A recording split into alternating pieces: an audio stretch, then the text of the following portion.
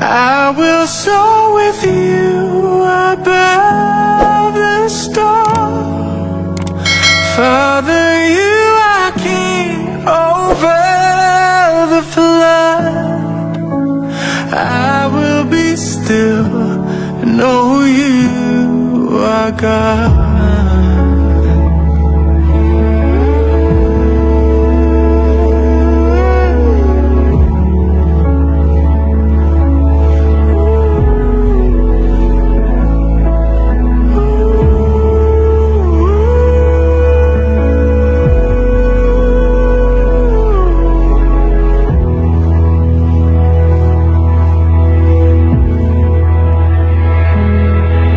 Find rest, my soul,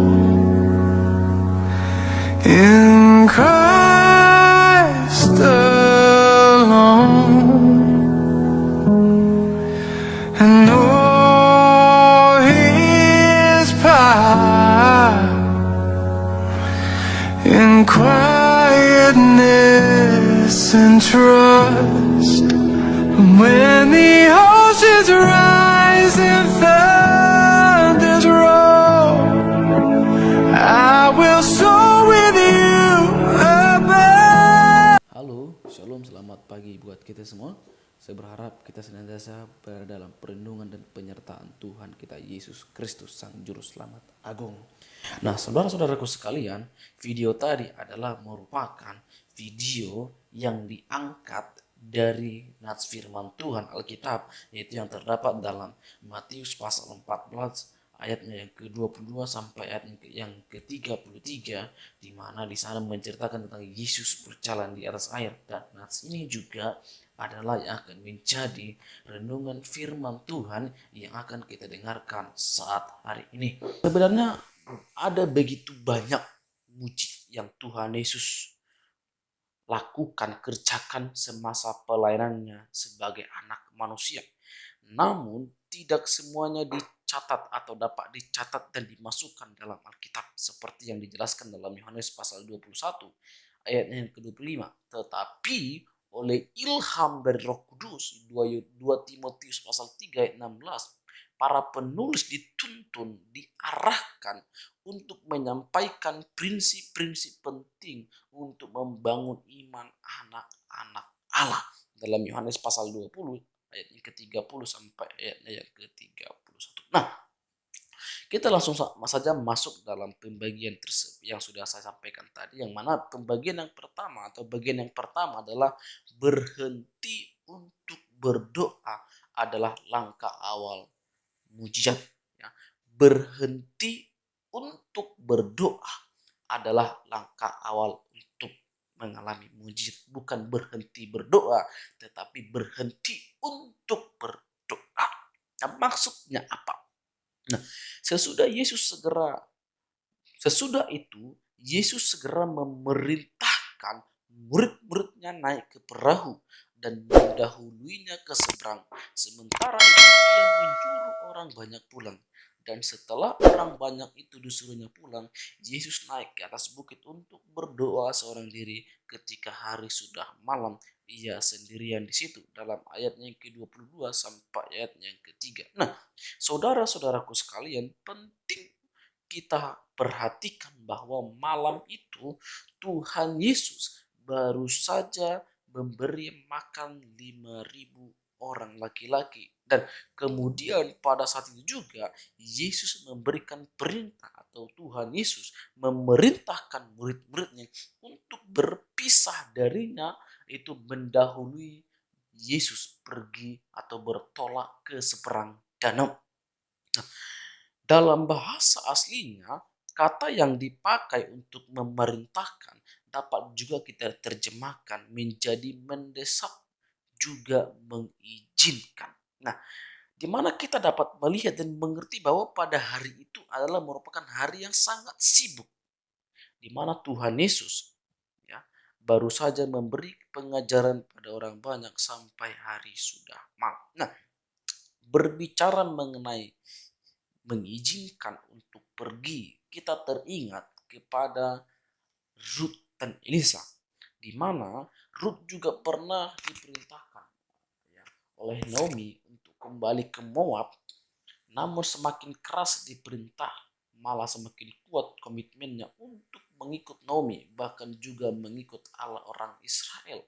Dalam Rut pasal 1 ayat 8 sampai ayat ke-18. Dan juga Elisa juga pernah diperintahkan Elia untuk beristirahat daripada mengikutinya, namun Elisa tetap memilih untuk mengikutinya sampai kemudian Elia diangkat ke surga dan Elisa mendapat pengurapan ganda dalam 2 Raja-Raja pasal 2 ayat 2, ayat 4 dan ayatnya yang ke-6. Nah, di dalam nats ini kita dapat 2 pelajaran penting ketika Yesus ya naik ke atas bukit, yang mana 2 hal itu adalah dia naik ke atas bukit untuk memberikan teladan, yaitu berdoa. Nah, yang dikerjakan Tuhan Yesus adalah merupakan pilihan terbaik yang seharusnya juga menjadi kewajiban atau seharusnya juga kita kerjakan dalam hidup kita. Ketika Yesus selesai melakukan pengajaran pada hari itu dan memberi makan 5.000 orang laki-laki. Ketika dia berhenti dari segala aktivitas yang Yesus lakukan adalah naik ke atas bukit dan berdoa.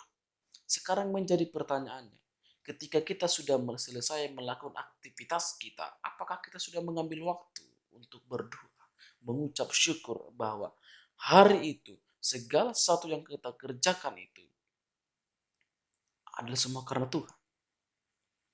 Di dalam nas ini Yesus memberikan teladan sempurna bagi kita yang harusnya itu juga yang harus kita kerjakan.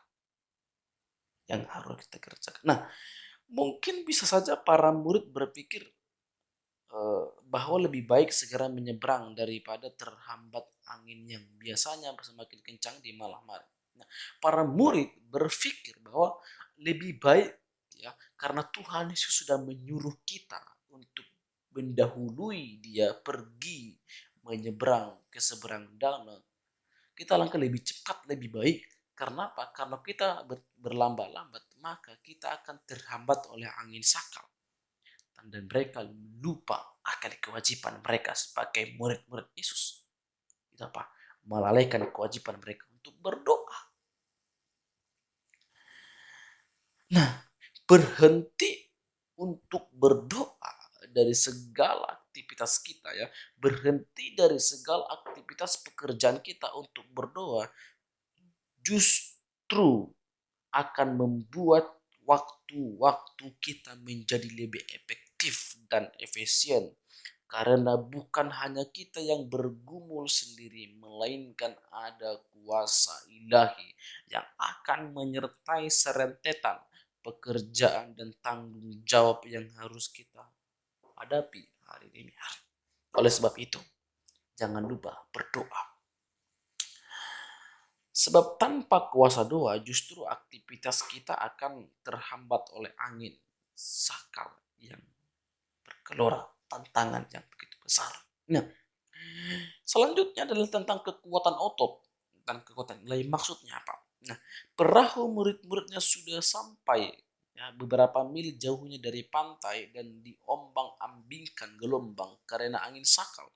Kira-kira jam 3 malam datanglah Yesus kepada mereka berjalan di atas air. Ketika murid-muridnya melihat dia berjalan di atas air, mereka terkejut dan berseru, "Itu hantu!" Lalu berteriak-teriak karena takut. Tetapi segera Yesus berkata kepada mereka, "Tenanglah, ini aku, jangan takut." Dalam ayat yang ke-24 sampai ayat yang ke-27. Nah, sekuat apapun murid-murid Yesus berusaha mendayung, namun mereka tak kunjung sampai atau tiba di seberang danau. Ya, Alkitab mencatat bahwa malam itu terjadi angin sakal, yaitu angin yang bergerak berlawan arah, sehingga mengakibatkan gelombang yang sangat besar. Nah, kalau dalam King James Version diartikan the wind was contrary. Ya, keputusan yang mereka ambil beberapa jam sebelumnya ternyata tidak membuat atau tidak membawa mereka untuk beristirahat lebih cepat, tapi justru sebaliknya mereka terjebak di tengah danau kehabisan tenaga. Nah, Kenapa mereka mengalami hal yang demikian? Kenapa? Karena mereka terobsesi ingin lebih cepat. Sebab mereka di pikiran mereka, semakin kita cepat sampai di seberang danau, maka kita akan semakin cepat untuk beristirahat. Tapi kita melihat ketika mereka mengambil keputusan ingin lebih cepat itu, ya, itu adalah merupakan keputusan yang salah dan tidak efektif. Karena apa? Karena mereka mengambil keputusan tanpa mengandalkan Tuhan di dalamnya. Nah, apa yang terjadi ketika mereka mengambil yang salah? Mereka bertemu angin sakal. The wind was contrary. Mereka bertemu tantangan yang sangat besar di luar dari nalar mereka. Sehingga mereka terjebak, habis tenaga, hilang damai sejahtera, dan mengalami sangat-sangat ketakutan. Tetapi tidak cukup hanya di situ. Ketika mereka mengalami ketakutan, kehilangan tenaga ataupun kehabisan tenaga dan kehilangan damai sejahtera, mereka ketakutan perahu yang mereka tumpang, yang mereka naiki terombang-ambing oleh besarnya gelombang air laut. Yesus masih perhatikan mereka. Di mana Yesus berkata, tenanglah, aku ini, jangan takut. Tapi masih ada respon yang buruk dari murid-murid, justru malah menuduh Yesus yang enggak. Malah bilang Yesus hantu. Terkadang kita juga sebagai anak Tuhan, ketika kita diizinkan mengalami tantangan dan rintangan, Yesus memberikan pertolongan, malah sering sekali juga kita menyalahkan Yesus. Nah, saya mau katakan mulai hari ini bertobat. Bertobat. Saya juga harus bertobat. Ya, harus bertobat. Nah,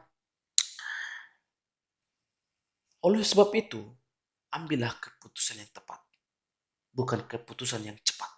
Sebab keputusan yang cepat itu akan membuahkan hasil yang tidak tepat. Tetapi ketika kita mengambil keputusan yang tepat, maka itu akan membuahkan hasil yang cepat dan membuat damai sejahtera kita semakin melimpah kepada Yesus Kristus. Nah, bagian yang ketiga adalah dipanggil untuk berjalan di atas air. Nah, lalu Petrus berseru dan menjawab dia, Tuhan, apabila engkau itu, suruhlah aku datang kepadamu berjalan di atas air. Kata Yesus, datanglah. Maka Petrus turun dari perahu dan berjalan di atas air mendapatkan Yesus. Tapi ketika dirasanya tiupan angin, takutlah ia dan mulai tenggelam lalu berteriak, Tuhan, tolong aku. Segera Yesus mengulurkan tangannya memegang dia dan berkata, hai orang yang kurang percaya, mengapa engkau bimbang? Dalam ayat ke-28 sampai ayat yang ke-31. Nah, dalam momen itu, perahu dan dayung adalah keputusan para murid yang salah. Namun untungnya Petrus, ya, segera menyadari hal itu dan meminta Tuhan Yesus untuk memanggilnya mendekat kepadanya. Jadi ketika mereka sudah menuduh Yesus yang enggak mengatakan Yesus hantu, ya, mengatakan Yesus hantu, Petrus langsung sadar, ya, itu adalah Yesus. Kenapa? Karena imajinasi atau logika Petrus langsung berjalan, sebab hanya anak Allah yang sanggup melakukan hal yang besar seperti itu. Apalagi juga kita lihat tadi, Yesus sudah mengatakan, tenanglah, ini aku, jangan takut. Jangan takut. Namun, hal yang disadari Petrus itu juga nanti ujungnya akan berimbas. Ya, akan berimbas pada dirinya hal yang buruk. Karena apa? Hal yang ia sadari itu tidak ia konsistenkan. Artinya dia percaya bahwa itu adalah Yesus, tapi nanti ujung-ujungnya dia ragu, bimbang juga, sehingga Yesus menegur dia. Nah, kita lihat di sana kata dipanggil, ya. Dipanggil apa? Untuk keluar dari perahu, yang artinya keluar dari keputusan yang salah. Ketika Yesus memanggil kita, ya, ketika kita diizinkan mengalami pencobaan, mengalami tantangan, rintangan, Yesus memanggil kita, hai anakku, come here, datang sini, datang keluar dari masalah itu. Ya, keluar, mari datanglah kepadaku. Ya, keluar dari keputusan yang salah. Dan ketika ia dipanggil, ketika Petrus dipanggil berjalan di atas air, itu memiliki pengertian menang atas masalah dengan kuasa doa. Betapa besarnya kuasa doa. dan memandang kepada Yesus. Jangan pandang angin ribut, pandang penyelamat yang berkuasa itu Yesus. Kenapa? Ketika Yesus berkata, marilah, datanglah, dan Petrus percaya dengan iman yang luar biasa. Sehingga Petrus dapat berjalan di atas air. Petrus yang bertobat ternyata juga dimampukan untuk berjalan di atas air dan berjumpa dengan Tuhan Yesus. Kenapa? Karena dia dekat mengandalkan Tuhan di dalamnya. Karena ia menyadari bahwa keputusan yang mereka ambil sebelumnya adalah keputusan yang salah. Tetapi keputusan yang aku ambil sekarang bukan keputusan yang salah. Karena apa? Karena dia beriman mengandalkan Tuhan. Ketika aku bersama dengan Tuhan, maka aku akan sanggup melampaui segala kemustahilan. Ketika aku mengandalkan Tuhan dalam hidupku, ketika Roh Kudus, ketika Tuhan hadir dalam hidup, ketika Roh Kudus termataikan dalam hidupku, aku berkata dengan iman, bersama dengan Yesus aku dapat melakukan perkara yang besar. Bersama dengan Yesus aku mampu melampaui segala kemustahilan. Sebab bagi Tuhan tak ada yang mustahil. Jikalau bagi Tuhan tak ada yang mustahil, maka bagiku juga tidak ada yang mustahil. Sebab aku ada bersama dengan Yesus. Yesus tinggal dalam aku dan aku tinggal dalam Yesus. Yohanes pasal 15. Nah, tetapi kadangkala orang beriman juga bisa saja terlanjur membuat keputusan yang keliru. Dalam kondisi itu harus dilakukan adalah segera sadar dan bertobat. Ya, sadar dan bertobat. Nah, dalam Ibrani pasal 7 ayat 25 berkata demikian. Karena itu ia sanggup juga menyelamatkan dengan sempurna semua orang yang oleh dia datang kepada Allah, sebab ia hidup senantiasa untuk menjadi pengantara bagi mereka. Nah,